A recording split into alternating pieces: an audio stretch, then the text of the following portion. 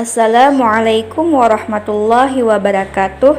Saya Intan Raudatun Nisa dari Unit 3 Semester 3 Prodi PAI, mahasiswa dari YIN Zawiyah Cetkalalangsa.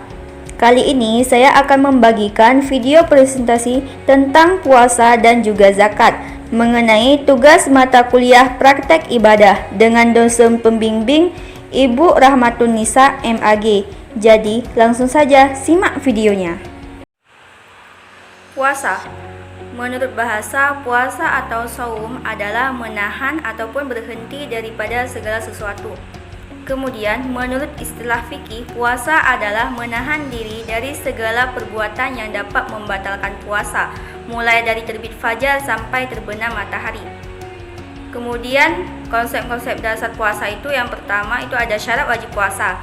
Islam, baligh, berakal sehat, mampu ataupun kuat untuk berpuasa, mukim.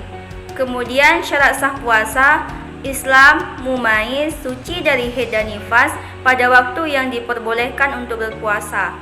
Kemudian rukun puasa, niat, menahan diri dari hal-hal yang dapat membatalkan puasa, sejak daripada terbit fajar sampai dengan terbenam matahari. Kemudian sunah-sunah puasa, yang pertama makan sahur, kemudian menyegerakan berbuka dengan sesuatu yang manis seperti kurma dan makanan lainnya. Berdoa sebelum dan di ketika berbuka puasa, memberi makanan kepada orang yang berpuasa, memperbanyak sedekah, meluangkan waktu untuk beribadah, kemudian memperbanyak membaca Al-Quran seperti tadarus. Jenis-jenis puasa. Jika dilihat dari segi hukumnya, puasa terbagi menjadi 4 macam.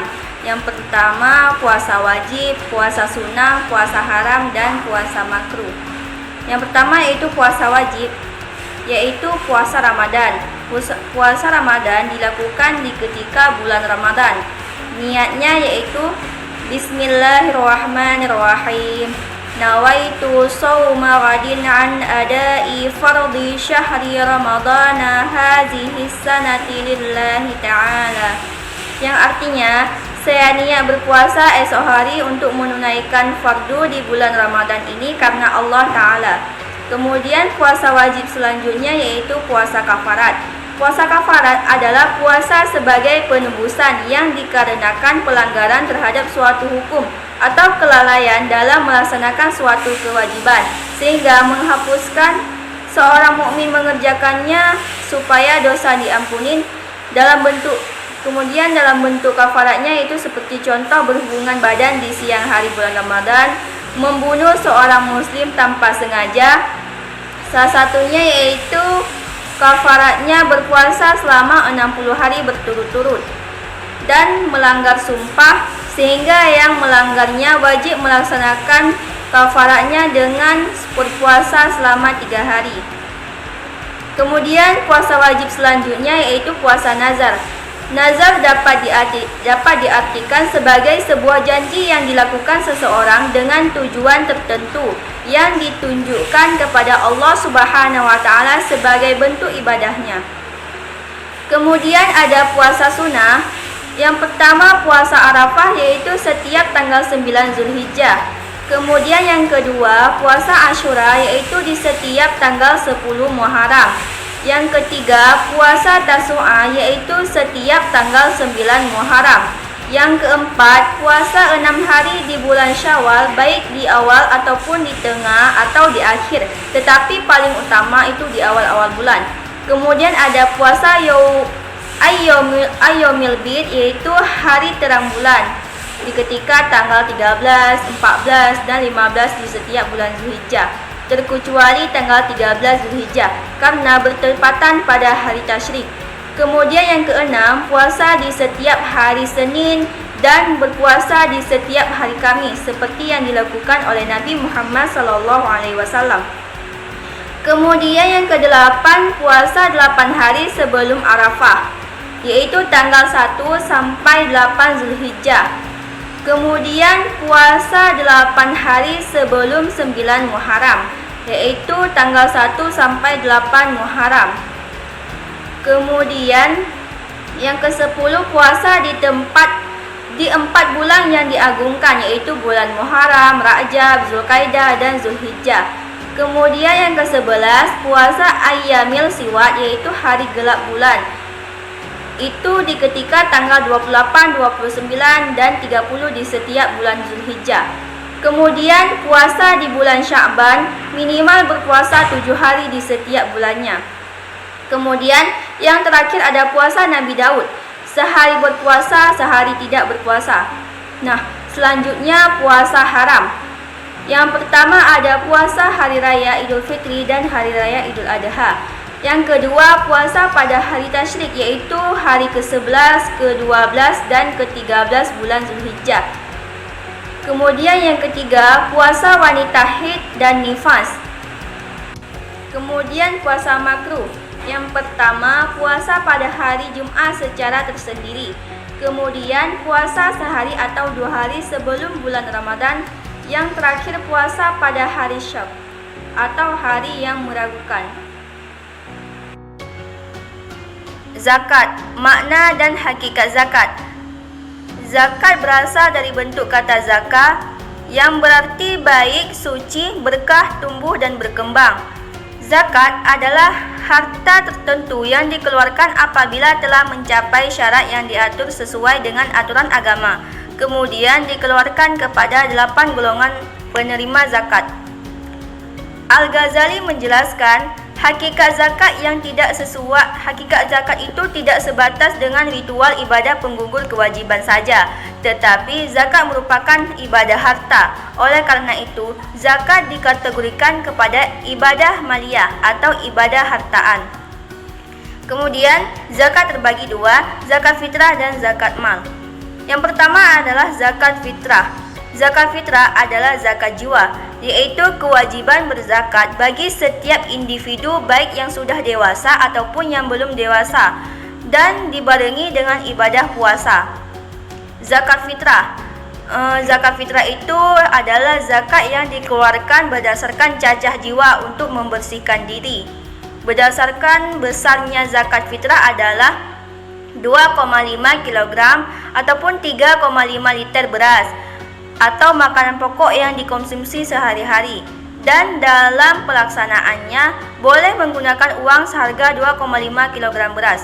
Contoh nih, Pak Ahmad kan sebagai kepala keluarga memiliki tanggungan yang terdiri dari seorang istri, seorang ibu, 2 orang anak, dan seorang pembantu. Nah, cara menghitungnya yaitu apabila Pak Ahmad mengeluarkan zakat fitrah itu dengan beras, maka zakat yang harus dikeluarkan untuk 6 orang itu 6 orang dikali dengan 2,5 kg beras sama dengan 15 kg beras, atau 6 dikali 3,5 liter sama dengan 21 liter beras.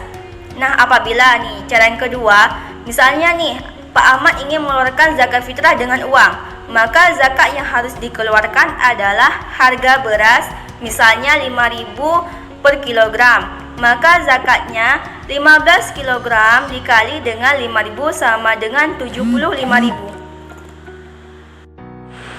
Yang kedua, zakat mal. Zakat mal adalah mengeluarkan sebagian dari harta yang menjadi hak milik seseorang dengan ketentuan syariat, dengan tujuan untuk membersihkan ataupun menyucikan harta tersebut.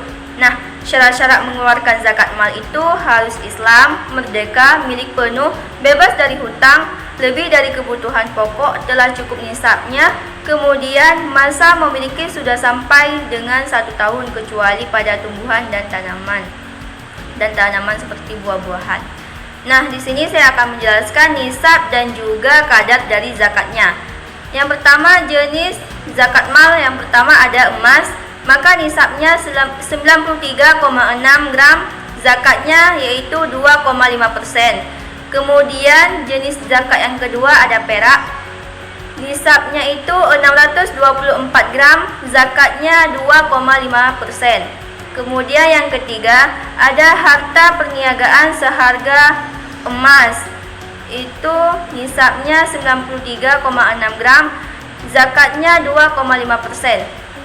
Nah, yang keempat, jenis zakat yang keempat yaitu binatang ternak. Yang pertama kambing ataupun domba, itu zakatnya 40, itu nisabnya 40 sampai 120 ekor, maka zakat yang dikeluarkan itu 1 ekor umur 2 tahun. Kemudian 121 sampai 200 ekor itu zakatnya 2 ekor umur 2 tahun lebih. Kemudian nisabnya 201 sampai 399 ekor, itu zakat yang harus dikeluarkan 3 ekor umur 2 tahun lebih. Nah, di setiap bertambah 100 ekor itu bertambah 1 ekor lagi. Kemudian ada jenis sapi ataupun kerbau, nisabnya itu 30 sampai 39 ekor, maka zakatnya yaitu 1 ekor umur 1 tahun lebih. Kemudian ada 40 sampai 50, nisabnya 40 sampai 59 ekor, maka zakatnya yaitu 1 ekor umur 2 tahun lebih. Kemudian nisabnya ada 60 sampai 69 ekor, maka zakatnya itu yaitu 2 ekor umur 1 tahun lebih. Nah, jadi di setiap bertambah 30 ekor itu ditambah 1 ekor lagi. Kemudian ada zakat unta. Nah, pada unta itu nisabnya 5 sampai 9 ekor, maka zakatnya 1 ekor kambing umur 2 tahun. Jika nisabnya 10 sampai 14 ekor, maka zakatnya 2 ekor kambing umur 2 tahun. Nah, misalnya nih, nisabnya 15 sampai 19 ekor, maka zakatnya 3 ekor kambing umur 2 tahun. Kemudian nisabnya 20 sampai 24 ekor, maka zakatnya 4 ekor kambing umur 2 tahun. Jadi di setiap bertambah 40 ekor itu ditambah 1 ekor unta umur 2 tahun lebih. Apabila di setiap tambahan 50 ekor itu zakatnya 1 ekor unta umur 3 tahun lebih. Kemudian ada jenis zakat mal lainnya, yaitu hasil pertanian, misalnya seperti makanan pokok, padi, jagung, gandum, maka nisabnya itu 5 wasak sama dengan 750 kg beras atau 930 liter beras. Maka misal zakatnya itu akan diambil 10% bila disirami dengan air hujan atau air sungai tanpa biaya. Nah, zakatnya akan diambil 5% bila diiringi dengan memakai biaya. Kemudian jenis zakat lainnya yaitu ada harta rikas ataupun barang temuan berupa emas, perak. Nisabnya itu sama dengan emas dan perak. Atau 93,6 sampai dengan 624 gram. Nah, zakatnya itu 20% pada saat menemukannya. Kemudian misalnya selain berupa emas, perak sama dengan nisabnya itu sama dengan emas dan perak, yaitu 93,6 atau 624 gram. Maka zakatnya yang dikeluarkan 2,5%. Kemudian jenis zakat yang terakhir yaitu misalnya lain-lain seperti perikanan, tanaman hias, profesi, perkebunan dan lain-lain, itu zakatnya nisabnya dihitung sama dengan emas dan perak. Maka zakat yang dikeluarkan yaitu 2,5%. Nah, selanjutnya saya akan menjelaskan contoh cara menghitung zakat mal. Nah, contoh nih, misalnya pada tanggal 5 Januari 2008 kamu membeli emas sebanyak 400 gram. Kapan kamu mengeluarkan zakat dan berapa besar zakat yang harus dikeluarkan? Jadi jawabannya adalah besar zakatnya 2,5% dikali dengan 400 gram. Ataupun bisa kita cari dengan 2,5 dibagi 100 dikali dengan 400 gram, sama dengan 10 gram. Jadi zakat tersebut kamu keluarkan di ketika tahun selanjutnya, yaitu tanggal 4 Januari 2009. Nah, contoh lain nih, misalnya pada tanggal 5 Maret 2008 kamu mulai berdagang barang-barang elektronik dengan modal 25 juta. Nah, setelah 1 tahun, harga dagangan kamu itu senilai 30 juta. Nah, kapan kamu mengeluarkan zakat dan berapa besar zakat yang harus dikeluarkan? Jadi jawabannya adalah besar zakatnya adalah 2,5% dikali dengan 30 juta. Atau kita cari dengan 2,5 dibagi 100 dikali dengan 30 juta. Maka sama dengan 750.000. Jadi zakat tersebut harus dikeluarkan pada tahun selanjutnya, yaitu tanggal 4 Maret 2009. Ataupun contoh dari padi nih, misalnya Pak Budi habis panen padi sawah yang pengairannya sulit. Hasil perolehan bersih sebanyak 1.800 kg beras. Jadi hitungannya yaitu besar zakat 5% dikali dengan 1.800 kg, atau bisa kita cari dengan 5 dibagi 100 dikali 1.800 kg sama dengan 90 kg. Jadi kan itu zakatnya sudah kita bagi. Maka kepada siapa kita harus memberikan zakat tersebut? Nah, kemudian saya akan menjelaskan orang-orang yang berhak menerima zakat ataupun mustahik. Jadi yang pertama si fakir, kemudian miskin, kemudian kepada si amil ataupun orang yang membagikan zakat, kemudian mu'alaf yaitu orang yang baru masuk Islam, kemudian hamba sahaya budak yang ingin memerdekakan dirinya, kemudian ada walim orang yang banyak hutang, kemudian ada fisabilillah yang berjalan di jalan Allah Subhanahu wa taala. Kemudian ada ibnu sabil atau kehabisan biaya di jalan ataupun si musafir. Nah, ada orang-orang yang tidak dapat menerima zakat, yaitu yang pertama orang kaya harta ataupun kaya usaha ataupun kaya penghasilan.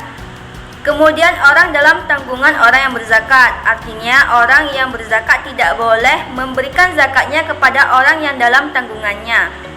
Kemudian orang yang tidak beragama Islam. Kemudian terakhir keturunan Nabi Muhammad SAW.